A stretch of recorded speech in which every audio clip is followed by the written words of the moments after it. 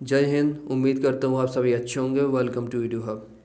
दोस्तों, पिछले लेक्चर में हमने पढ़ा राज्य की परिभाषा, प्लासी का युद्ध, बक्सर का युद्ध और इलाहाबाद की संधि। इलाहाबाद की संधि के साथ ही बंगाल पे द्वैध शासन शुरू हुआ। अंग्रेज़ों ने संपत्ति से रिलेटेड राइट अपने पास रख लिए। संपत्ति से रिलेटेड राइट तो अंग्रेज़ों के पास थे, लेकिन कंपनी फिर भी घाटे में जा रही थी। तो 1773 का रेगुलेटिंग एक्ट आया। ये ब्रिटिश संसद का कंपनी पर प्रथम नियंत्रण था। इसके बाद 1784 में एक्ट आया और 1793 में चार्टर एक्ट आया। तो 1793 के चार्टर एक्ट के बाद 1813 का चार्टर एक्ट आया। तो अगर वो सब एक्ट आपने नहीं पढ़े हैं तो पिछला लेक्चर देख लें।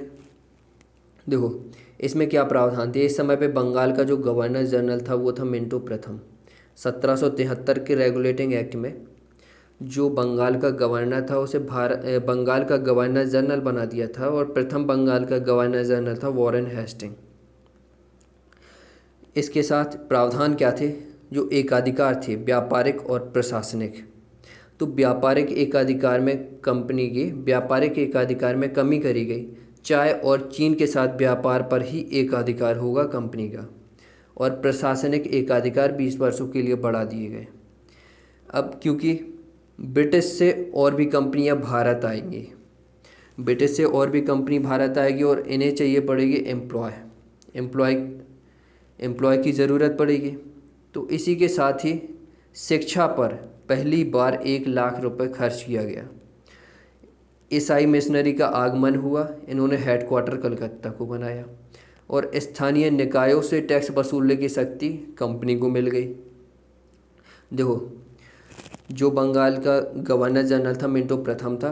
व्यापारिक एकाधिकार में कमी करी गई। चाय और चीन के साथ व्यापार बने रहे। इन पे कंपनी का एकाधिकार है। चाय और चीन का व्यापार, कोई भी कंपनी ब्रिटिश से आती है तो वो ये 2 व्यापार छोड़कर बाकी व्यापार करे। प्रशासनिक एकाधिकार 20 वर्षों के लिए बढ़ा दिए गए। शिक्षा पर पहली बार 1 लाख रुपए खर्च किया गया। ईसाई मिशनरी का आगमन हुआ। इन्होंने हेडक्वार्टर बनाया कलकत्ता को, और जो स्थानीय निकाय हैं उनसे टैक्स वसूलने की शक्ति कंपनी को मिली। 1813 के चार्टर एक्ट के बाद आता है 1833 का चार्टर एक्ट। इसमें सबसे पहला प्रावधान था, जो बंगाल का गवर्नर जनरल था उसे भारत का गवर्नर जनरल बना दिया गया।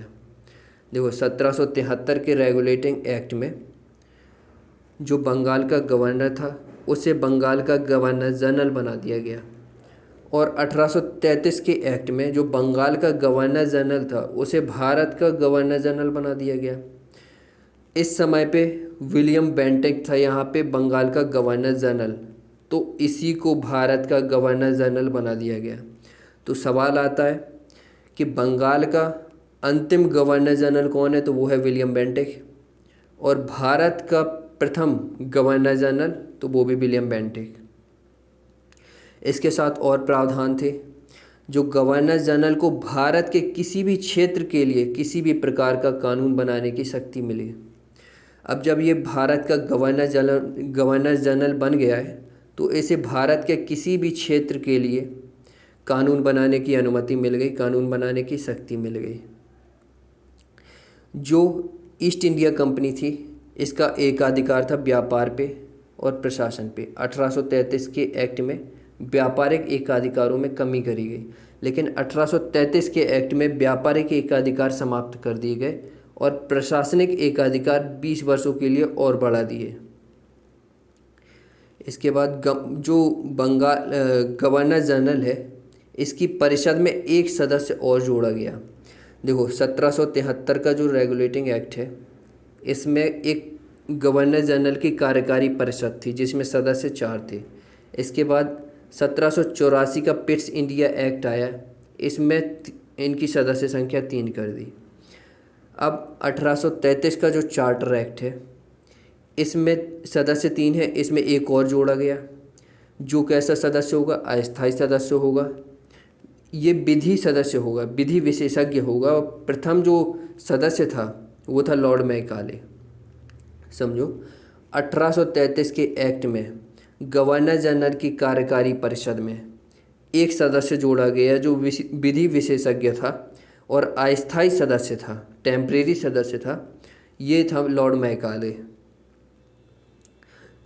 जो गवर्नर जनरल की परिषद है, इसे राजस्व संबंधी पूर्ण अधिकार मिल गए।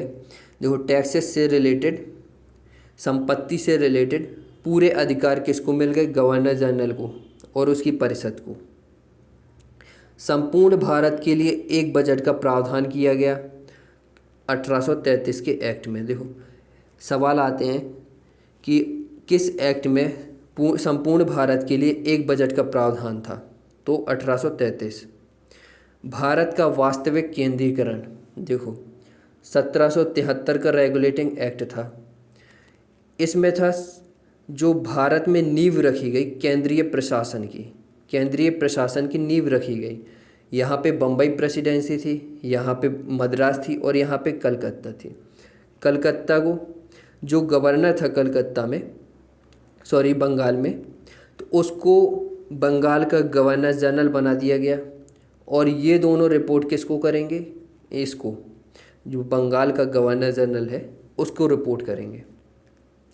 तो एक तरह से नींव रखी गई केंद्रीय प्रशासन की। लेकिन यहाँ पे वास्तविक केंद्रीकरण हो गया, पूर्णतः केंद्रीकरण हो गया। मतलब सारी जो शक्तियाँ हैं वो एक के पास आ गई, वो है भारत का गवर्नर जनरल। इसमें सिविल सेवा परीक्षा का प्रावधान था, मतलब प्रयास किया गया। सिविल सेवा परीक्षा के लिए खुली प्रतियोगिता का प्रयास किया गया, लेकिन सफल नहीं हुआ, क्योंकि इसमें एक धारा थी 87। इस एक्ट में धारा 87 थी, जिस पर लिखा हुआ था कि खानदान, भूमि, जन्मस्थान, रंग, जाति, धर्म के आधार पर कोई भी भेदभाव किए बिना जो अगर कोई उस पद के लायक है, चाहे वो भारतीय हो, उसे वो पद दिया जाएगा। मतलब किसी भी आधार को भेदभाव किए बिना उसे वो पद मिलेगा, चाहे वो भारतीय क्यों ना हो। लेकिन जो बोर्ड ऑफ डायरेक्टर थे, इन्होंने इसका बहिष्कार किया और ये लागू नहीं हुआ। तो इसमें इतने ही प्रावधान थे 1833 के एक्ट में। सबसे पहला, विलियम बेंटेक बंगाल का गवर्नर जनरल था, उसे भारत का गवर्नर जनरल बनाया गया। प्रथम था विलियम बेंटेक। और भारत के गवर्नर जनरल को संपूर्ण भारत के लिए कोई भी कानून बनाने की शक्ति मिली। ईस्ट इंडिया कंपनी में व्यापारिक एकाधिकार समाप्त हो गए और प्रशासनिक या राजनीतिक एकाधिकार 20 वर्षों के लिए बढ़ा दिए गए। जो गवर्नर जनरल था, गवर्नर जनरल की संख्या में एक अस्थायी सदस्य जोड़ा गया। ये कैसा था? विधि स्पेशलिस्ट था, विधि सदस्य था, लॉर्ड मैकाले। जो गवर्नर जनरल था उसे राजस्व संबंधित पूर्ण अधिकार मिल गए। संपूर्ण भारत के लिए एक बजट और भारत का वास्तविक केंद्रीकरण और भारत जो केंद्रीयकरण की नींव रखी गई थी 1773 के रेगुलेटिंग एक्ट द्वारा। सिविल सेवा परीक्षा के लिए खुली प्रतियोगिता का प्रयास किया गया। इसमें एक धारा थी 87, जिसका विरोध बोर्ड ऑफ डायरेक्टर ने किया और इसका बहिष्कार किया, फिर ये लागू नहीं हुई। तो आज के लिए इतना ही। इसके बाद आता है 1853 का चार्टर एक्ट। तो ये नेक्स्ट वीडियो में, उम्मीद करता हूँ आपको वीडियो पसंद आई होगी। अगर पसंद आई है तो लाइक, कमेंट, सब्सक्राइब जरूर करें। वीडियो को ज़्यादा से ज़्यादा शेयर करें। Thank you.